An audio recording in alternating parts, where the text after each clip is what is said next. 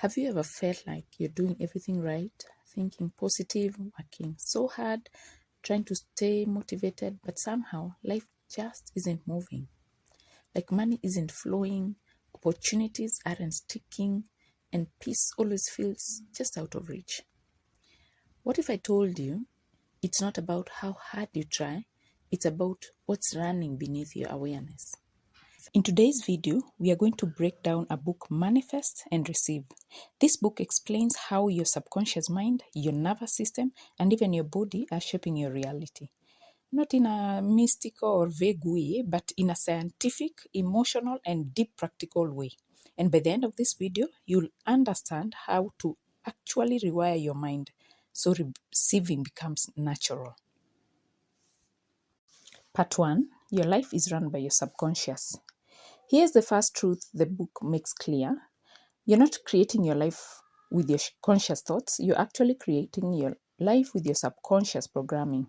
In fact, up to 95% of your behavior is driven subconsciously. Think of it like this. Your conscious mind is like typing on a keyboard, but your subconscious is the entire operating system. If you're trying to change your life, but your internal system is running old programs, like say, I'm not good enough, money is hard, things don't work out for me, no matter what you do or try to do, you'll keep getting the same results. And that's why people feel stuck. Not because they lack discipline, but because they are repeating unconscious patterns. Part 2. Your brain filters your reality.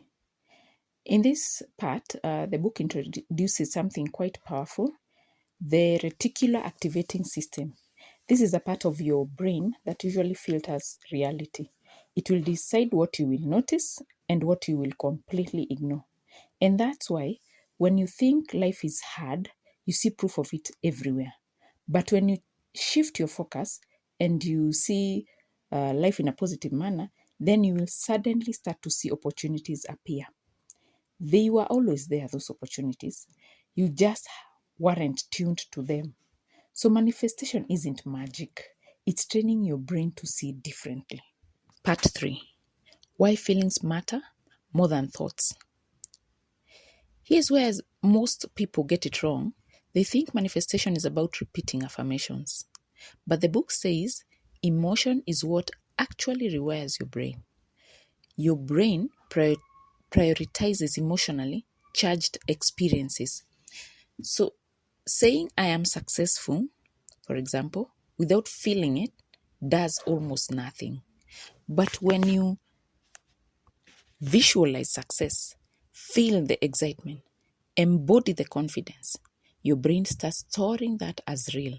And over time, that becomes your new default. Part 4. Your body is part of the equation. This part is quite powerful and actually often ignored. Your subconscious doesn't just live in your mind, it lives in your body. Your nervous system is constantly asking, am I safe? If your body is in stress mode, you physically cannot receive because your system is focused on survival. The book explains 2 key states. Fight or flight, that is a mode where you're tensed, you have fear, you have resistance. And the second one, rest and receive. This one is calm, open, and there's flow. So if you're trying to attract abundance, but your body is tense, anxious, and guarded, you're sending mixed signals. That's why simple things matter. Deep breathing, slowing down, grounding yourself. Because before you change your thoughts, you need to create safety in your body. Part 5. Limiting beliefs are running the show. Now let's talk about the real blockers. 1. Limiting beliefs. These are quiet assumptions you don't even realize you have. And most of them were formed before the age of 7, as the book stipulates.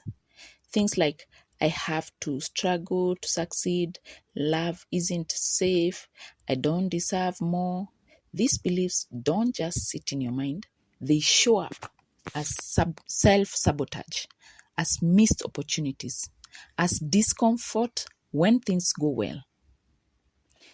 And here's the key insight. Your brain prefers familiar over better, even if familiar is painful. So until you change your belief, you'll keep recreating the same pattern. Part 6. How to rewire your mind. The book gives practical tools, but here's the most powerful. 1. Scripting. Write your life as if it's already happening. Not, I will be successful, but I wake up feeling calm, confident, and supported. This trains your brain to expect it. 2. Visualization and feeling. Don't just imagine, feel it, engage your senses. Your brain learns through experience, even imagined ones. 3. Embodied affirmations. Don't just say it, become it. Stand differently, breathe differently, let your body align with your belief. 4. Consistency over intensity. 5 minutes daily is more powerful than a one whole big session because repetition builds new neural pathways. Part 7. Receiving is a skill. This might be the most important takeaway. Most people don't have a problem manifesting. They have a problem receiving. They deflect compliments, they reject help, they feel uncomfortable when things go well. So this book teaches that receiving is something you practice. How? Through slowing down, staying present, and allowing good things to learn. Because if your system isn't open, even what you want will pass right by you. So in conclusion, here's the truth. You don't need to force your life into change. You need to align your system with what you want. Your mind, your body, your beliefs. Because when those three are aligned, receiving stops being hard and starts being natural. And maybe that's the shift you needed to hear today. You're not stuck. You're just running old programs. And the moment you decide to update them, everything begins to change. If you found this book summary helpful, comment, hit the like button, and subscribe for more insights.